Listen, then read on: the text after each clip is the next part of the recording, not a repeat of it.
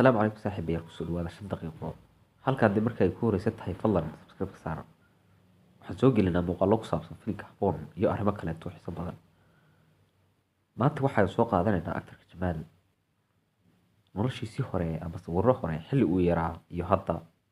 bal waxaynu isbarbardhigi doonaa amaba aynu isbarbardhigi doonaa waxa iska bedelay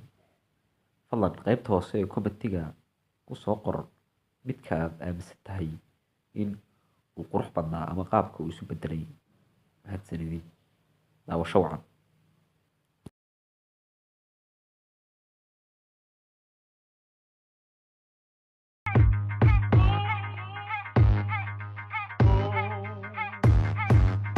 ciidanka laynkido henaaba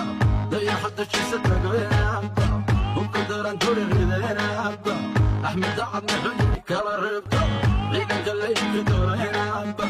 dayaxada shiisatago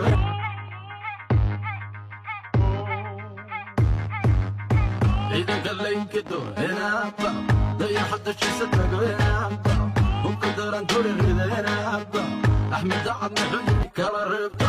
ciidanka laynkido henaaba dayaxada shiisatago ciidanka laynkido henaaba dayaxada shiisatago henaaba hubka daran turirida henaaba axmed dacad maxuyi kala reebto ciidanka laynkido henaaba dayaxada shiisatago ciidanka laynkido henaaba dayaxada shiisatago henaaba hubka daran turirida henaaba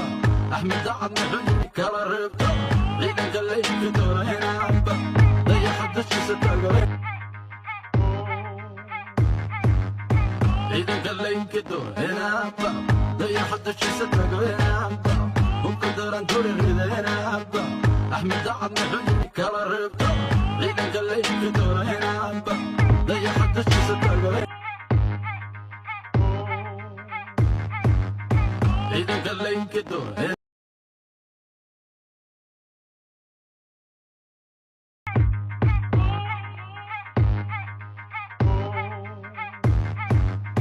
ciidanka laynkido henaaba dayaxada shiisatago henaaba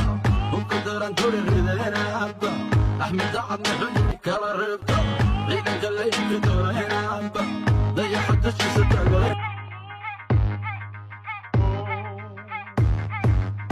ciidanka laynkido henaaba dayaxada shiisatago henaaba hubka daran turirida henaaba